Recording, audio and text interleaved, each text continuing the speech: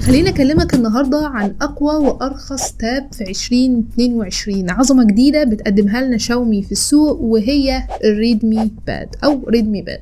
ريدمي باد تابلت بيجمع ما بين كل حاجة وكل سبب انت عاوز تشتري بسببه تابلت. لو عاوز شاشة كبيرة للألعاب شغال معاك، عاوز أداء قوي وسوفت وير كويس قوي برضو زي الفل، عاوز حاجة للمذاكرة لمشاهدة المحتوى والأفلام، حاجة كده بتجمع بين كل استخدام زي ما أنا قلت لك قبل كده. هنتكلم النهاردة عليه بالتفصيل وأشرح لك مميزاته والإمكانيات اللي بيقدمها كمان.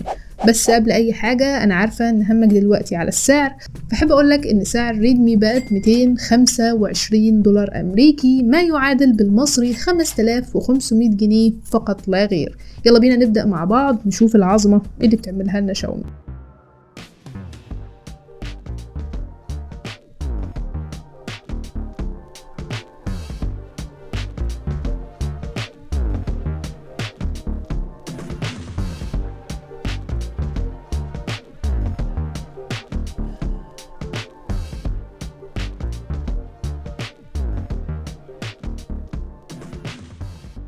نمرة 1 وهو الشكل يا معلم. الشكل هنا بيجمع ما بين حاجتين، المتانة والجودة الكويسة قوي قوي قوي من الهيكل الألمنيوم اللي متغطية بقى بطبقة شيك كده بتخليك ما تبصمش أو التاب يتوسخ منك بسهولة أثناء استخدامك. بالإضافة إن شكله هنا مميز، مش عليه اللوجو الكبير ده اللي بياكل نص الجهاز، لأ اللوجو هنا شكله صغير. الحاجة الوحيدة اللي عليها ملاحظة هو فريم الكاميرات الكبير شوية، اللي كنت أفضل يعني إن هو يبقى أقل من كده، ولكن ده السبب الوحيد اللي هيخليك تميزه ما بين أي جهاز تاني. ضيف على كده وزنه حلو قوي، 465 جرام مع سمك قليل، بيخليك ما تحسش بضيق وانت بتستخدم التاب، يعني هتكون مرتاح جدا وانت بتستخدم. تاني حاجة وهي الشاشة. طبعا الشاشة يا معلم من أول أهم الأسباب اللي تخليك أصلا تفكر تشتري تاب. انت عاوز شاشة كبيرة، معاك هنا 10.6 بوصة، يعني شاشة كبيرة برؤية مميزة، نوعها IPS أي نعم، ولكن ده مش استرخاص، ده بس عشان يوازي الفئة. بالإضافة إن سطوعها هنا حلو وألوانها كويسة قوي، وكمان بتيجي بحواف تكاد مش هقولك تكون معدومة، ولكن تكاد تكون قليلة جدا.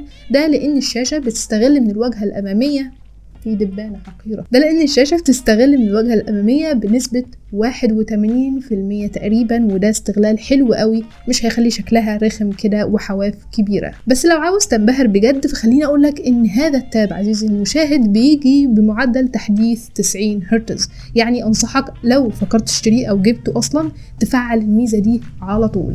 سرعة سلاسة وأداء في الألعاب بيساعدك كده تحس بنعومة وسرعة في التصفح وسلاسة في استخدام الجهاز عموما. بالإضافة إن جودة الشاشة هنا 2K، وكمان سطوعها حلوة قوي بره البيت، وكمان يزود معاك متعة المشاهدة والألعاب والاستخدام بشكل عام هو التجربة الصوتية. 4 سماعات سبيكر أو 4 سماعات خارجية بتقنية الدولبي أتموس، يعني صوت ستيريو مجسم تعيشك بقى تجربة الألعاب اللي انت بتلعبها على التاب. بس عشان متعتك تكون بجد وعاوز جهاز الألعاب فعلا، فلازم يكون معاك معالج قوي، معالج يختلف عن اللي موجود في الفئة دي. معانا النهاردة هيليو G99.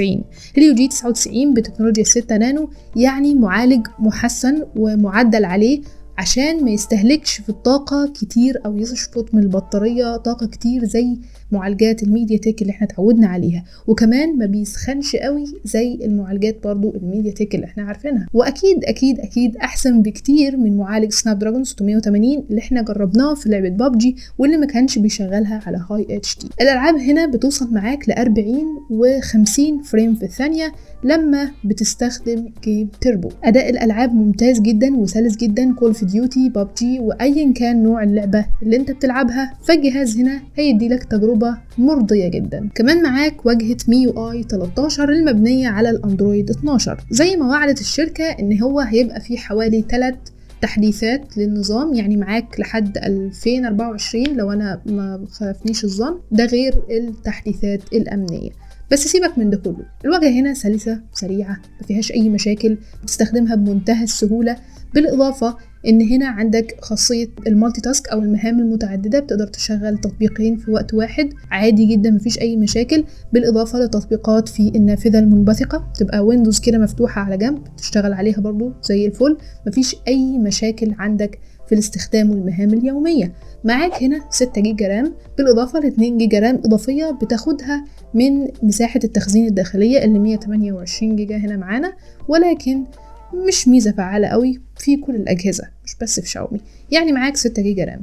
طبعا متوفر نسخ تانية من التاب، ولكن منصحكش غير بالنسخة دي لو فكرت تشتري. بالإضافة إن هنا بيدعم إمكانية زيادة المساحة بكارت ذاكرة. طبعا مش محتاجة أقولك إن هنا مفيش بصمة صباع، مفيش خطوط للاتصال، ومفيش جراب أو كفر بيجي مع التاب للحماية.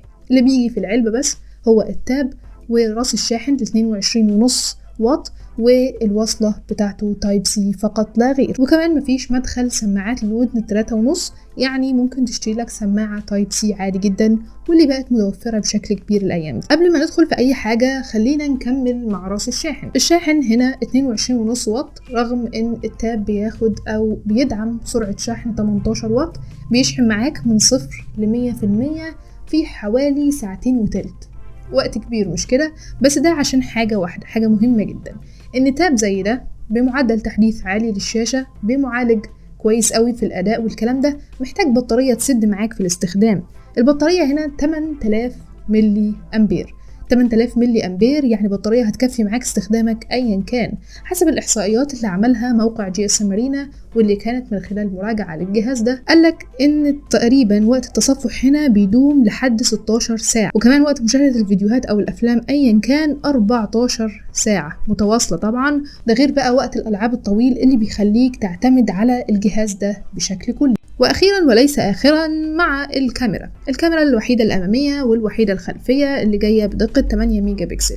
خليني أقولك إن الكاميرا هنا مش واو، ولكن هي كاميرا تؤدي الغرض، بمعنى إن أنا لو محتاجة أصور حاجة فورية كده فهصور بيها، هطلع لي جودة كويسة وكويسة قوي في الفيديو كول، خلي بالك، ويعني تؤدي الغرض بمعنى الكلمة، حاجة تديها درجة جيد، بس مش جيد جدا ولا سيء. يعني زي ما قلت لك محدش بيعتمد على كاميرا التاب عموما بشكل أساسي. وده كان كلامنا عن ريدمي باد، اللي جاي جهاز يناسب جميع الفئات ويناسب جميع الاستخدامات، ألعاب، تصفح، مذاكرة، سوشيال ميديا، أيا كان استخدامك. طبعا الفيديو ده مش دعاية للجهاز، ولكن عجبني وحبيت نتكلم عليه في فيديو منفصل. لو عندك أي سؤال، استفسار، أيا كان، اكتبهولي تحت في التعليقات. تقدر تشتري الجهاز ده من بره مصر مع حد يجيبهولك جوه مصر، يعني تقدر تقول مع إمكانية العمولة ممكن يوصل سعره 6000 جنيه. ما انصحكش تجيبه مباشرة عشان الجمارك والكلام اللي احنا عارفينه، ولكن انصحك تفكر فيه كاحتمال مهم وكويس قوي واقتراح كويس قوي ليك لو بتفكر تشتري جهاز تابلت ومحتاج حاجة بسعر حنين عليك شوية. إذا عجبك الفيديو اعمل لايك واشترك في القناة وشغل زر الجرس عشان يوصلك كل جديد أول بأول. كانت معاكم إيمان محمد، شكرا ليكم دايما وأبدا، والسلام عليكم.